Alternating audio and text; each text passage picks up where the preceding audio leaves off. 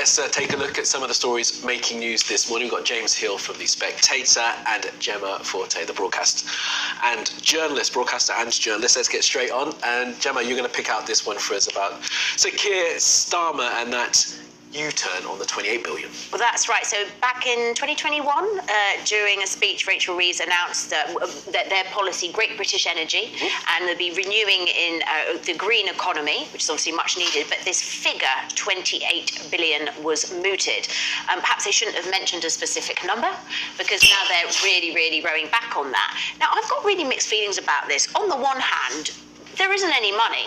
So perhaps it's better to be upfront and honest, before getting into power about that. Maybe there's something to be said for that. Of course, however, it's also being weaponised against them with the whole flip-flop narrative. But also, it's interesting because it's a bit like for every pound you invest in the NHS, you get four back. A healthy economy is a wealthy economy, etc. And the same with climate change. It kind of needs to happen sooner rather than later.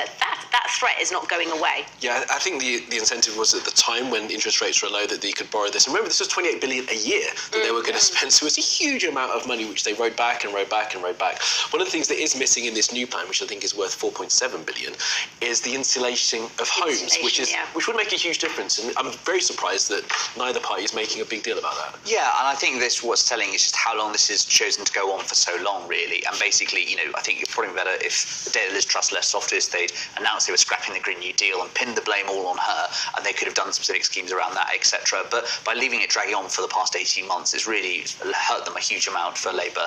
And I suppose the main story from this headline is about, will other things follow? And is this going to be a portent of things to come, or was this one a big one-off struggle, and actually that's the end of the kind of U-turns, etc. There was reporting last weekend in the Observer that they want a bulletproof manifesto. Yes. So maybe, and then the deadline was for this week. So all the Labour pads and aides and ministers have done that this week. But at what point also did Labour actually get access to the books? Well, I think that the accession talks are kind of... They're sort of going on between civil servants. And also, meanwhile, just say, the Tories, meanwhile, still sort of backing things like shale gas fracking. So what's better? We're going to be speaking to Chris Packham about some of this next hour. All right, let's move on to this story. James, in the Mirror, I believe it is, and about the King and the Duchess of York. Yes, well, of course, the news that the King had cancer dominated the beginning of this week. And I think a few days on, Sarah Ferguson, the Duchess of York, has been in touch with him. Basically, last year when she got diagnosed with cancer, he wrote several pretty heartfelt letters to her. And really, I suppose it's about family and the in-laws, etc., rallying around the King. And of course, everyone wishes him the very best of wishes at this time. And just as we hope to get some more details on what kind of cancer it is, and hopefully they'll get an update and is recovering swiftly. Yeah, and of course, he's getting the very best treatment. But it's nice that there's a sense of sort of solidarity between the two. I thought it was quite a sweet note where Sarah Ferguson said she talks of herself and her daughters as the tripod. They're very much this tripod of support for each other. I thought that was quite sweet. Yeah, which is what's needed when people are going through a treatment like that. All right, we're going to just skip on, if that's all right, guys, to a story that's been caught my eye inside pages of the iNewspaper. Yeah. This is about a rival television channel.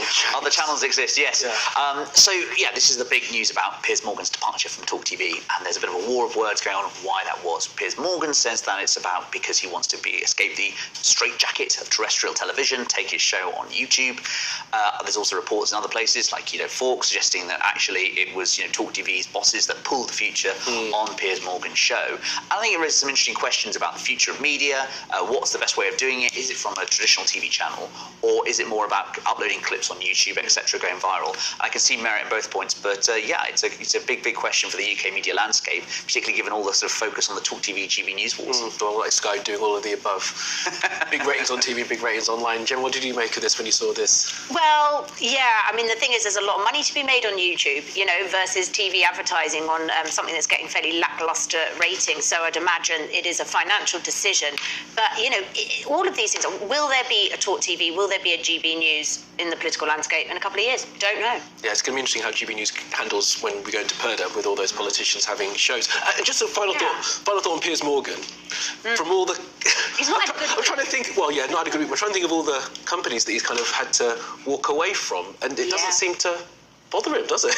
No? He's pretty Teflon when it comes to that sort of thing. He just keeps going. Yes, going. bounce back ability. I'm Absolutely. not sure anybody can get rid of you on YouTube. No, they can't. Well, there are ways, as been shown. All right, let's move on to the story about chocolate again. Gemma, this is one for you in the Express, I believe. Yes, so obviously Valentine's Day coming up, Easter coming up, cocoa prices have soared to a record high yesterday. So this is sparking fresh fears that the cost of a bar of chocolate will soar. Yikes. That's essentially the story. But it has really rocketed by 5%. And Cadbury is saying it might have to carefully consider putting its prices up, just like everything else. And making the bar smaller as well, shrinkflation is the other thing. Yes, of course. I mean, it had a Valentine's Day. It's the cost of living crisis, isn't it? Stuff. Oh my goodness, how did you work? You worked on that before you came in.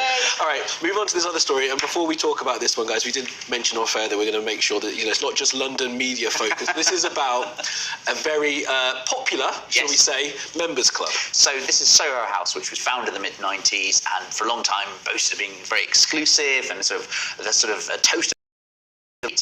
But now it's been absolutely eviscerated in this report that came out this week, being accused of overcrowding its venues. I think you've now got sort of more than 250,000 members globally. And of course, if it's letting everyone in, how exclusive can this club really be? And it's even been likened to an all-bar one, which, if you're a member of Soho House and paying $3,000 a year for the privilege, not what you want to hear. How much is, Gemma? You seem like you remember. I've got friends who are. That's the best way to do it. I'm just such a blagger. I just go in with them. It's the best way to do it. Have My a friend. friends are Soho House members, yeah. Yeah, have a friend who's got. But yeah, got it the used to be membership. very bougie, and now I think it is pretty much like anyone who wants to can get in. That seems to be the vibe, and that has damaged the brand. Yeah, I mean, but the brand is still, as I understand it, expanding. They're still taking on new houses and they're still taking on new members. So I mean, despite that fact, I also think that COVID was, to be fair to them, I think they had to do something about it because they gave everybody credit over that period and weren't making a bean.